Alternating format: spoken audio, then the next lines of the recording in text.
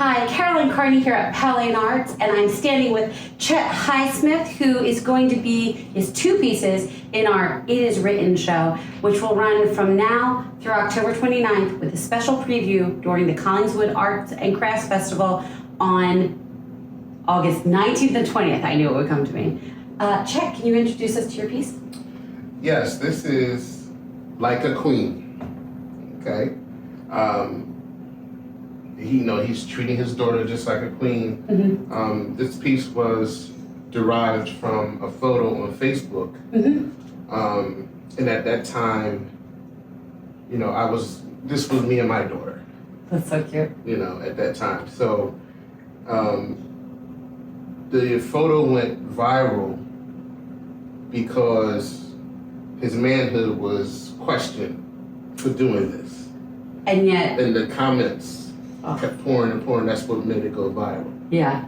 But there are people like me that this was me and my daughter. So. Yeah, and that's how my dad is with us.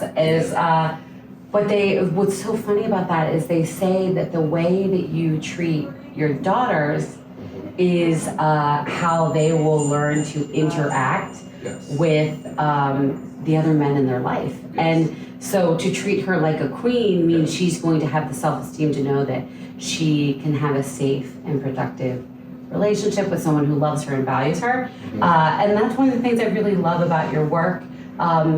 We have two pieces in this show, but I've seen several other pieces. You've long been an artist. You have your own painting business, Painting with Chet.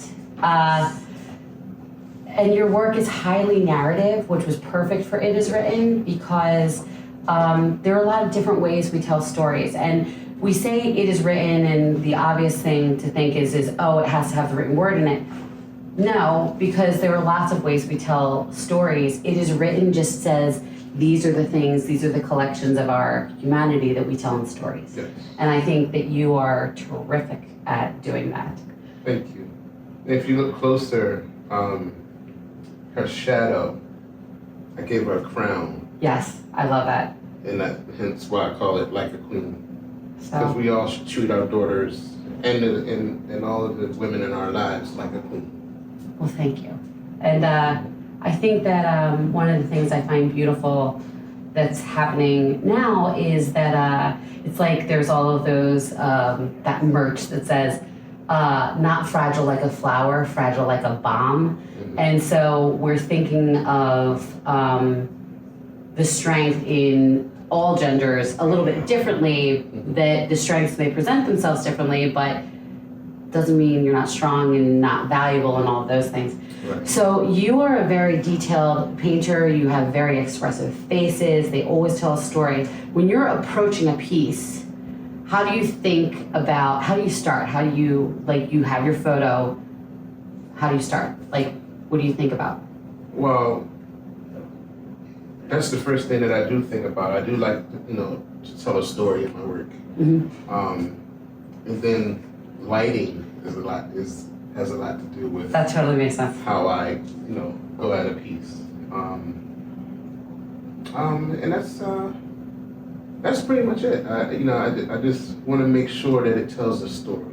Yeah. Well, and you're also interesting because a lot of artists work in, painters, I should say specifically, work with a specific palette all the time. And you do have commonality between, your palettes, but you accent different colors and different pieces. Do you use the same palette all the time, or do you vary it based on the work you're doing? That's a great question, and it's pretty much based on the piece that I'm doing. I don't use the same palette all the time. We were talking to somebody, I was talking to somebody yesterday because Carol's out, but she's fine.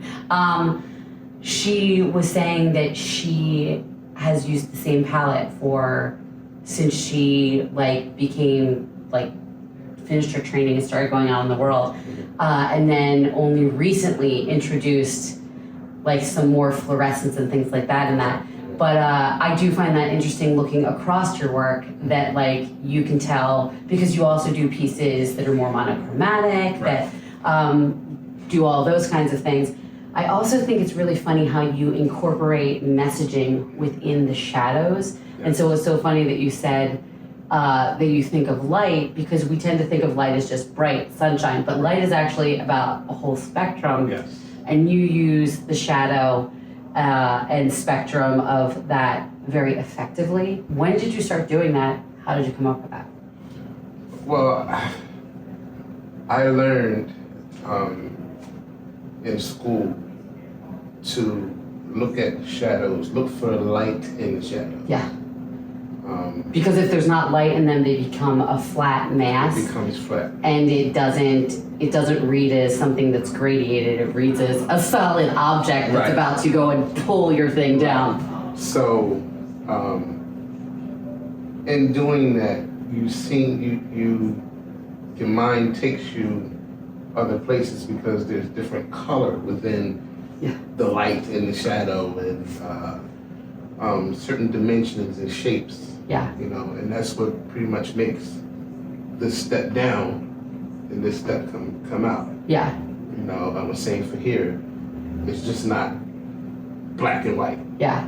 And I love that you're just like, I have to have it here. It has to go and ground everything and be visible. So we might as well add a little bit more of the story there. I was also thinking of, you were at our last Coffee for Creatives and you put up your piece of Jay-Z with Basquiat was the shadow. Yes. And when you look at it, it looks like it's Jay-Z's shadow, but then when you look at it, it's actually the outline of Basquiat. And I think that that's a really interesting, I think the way that you're telling the story in your pieces of the people in the story, I think is really interesting. And I'm so glad that you're in this show with us. And we look forward to showing it to as many people as possible. Hopefully lots of you watch this video, and we'll have it here from now through October 29th. Thank you so much, Chet. Thank you so much.